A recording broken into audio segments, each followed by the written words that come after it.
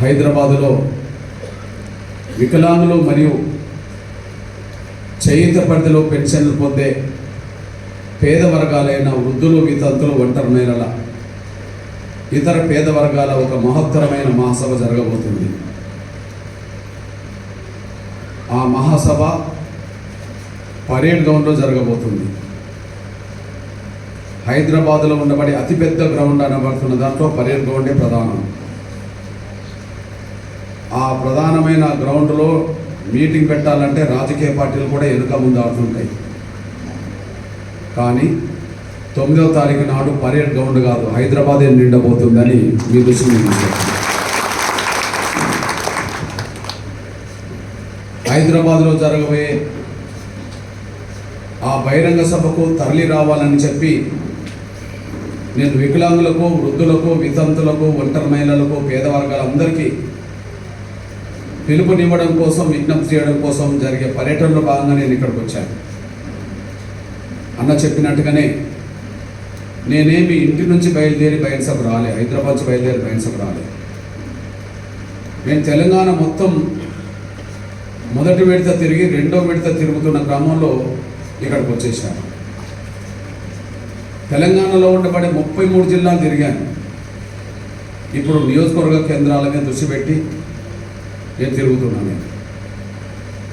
ఇక్కడ అన్న ఉన్నాడు, శాసనసభ్యుడు, గౌరవనీయులు, మనందరి అభిమానంతో, మనం వేసిన ఓట్లతో అన్న గెలిచాడు. ఆయన కూడా కొన్ని విషయాలు చెప్పడం నా బాధ్యతగా కొన్ని విషయాలు ప్రస్తావిస్తారు.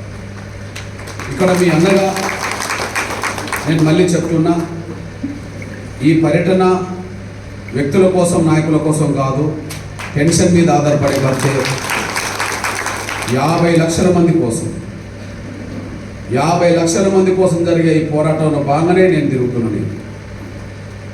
నేను ముందుగా చెప్పినట్టుగా నేను హైదరాబాద్ నుంచి బయలుదేరి ఇక్కడికి రాలే. నేను తెలంగాణ మొత్తం తిరుగుతూ మీ దగ్గరకు వచ్చాను. ఇక్కడ ఇంకా కార్యకర్తల సభలాగా ఉన్నది.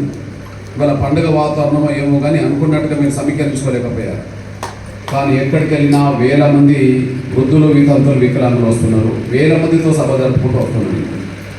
నేను మొట్టమొదటి సభ పెట్టింది పోయిన నెల 5వ తారీఖు. అంతకుముందు ప్రత్యేక సమావేశాల పేరుతో ప్రెస్ మీట్లు, అప్రమత్తం చేసే రాష్ట్ర కమిటీ సమావేశాలు ఇవన్నీ పెట్టినాక ఒక కార్యాచరణ ఎన్నుకొని చెరవైద్యులు పిలుపునిచ్చి ఆ పిలుపు జయప్రదం చేయాలనే దాని మీద నా వంతు పాత్ర పోషించడం కోసం నేను కూడా కష్టపడాలి కదా అని చెప్పి తిరుగుతున్నాను. నేను ఎక్కడి నుంచి తిరిగి ఎక్కడికి వచ్చానో మీకు చదివి వినిపిస్తాను. నేను ముందుగా పోయిన నెల 15వ తారీఖు నాడు ఇంతకంటే 5-6 రెట్ల మంది వికలాంగ వృద్ధులతోటే ఇక్కడ అందరూ ఎంఆర్పిఎస్, అనుబంధ విభాగాల కార్యకర్తలు, శ్రేయభిలాషులు అందరూ కూర్చున్నారు. కానీ నేను ఎక్కడ కూడా ఆ హాల్లోకి ఒక ఎంఆర్పిఎస్ కార్యకర్తను కూడా ఎంటర్ కానిస్తలేను.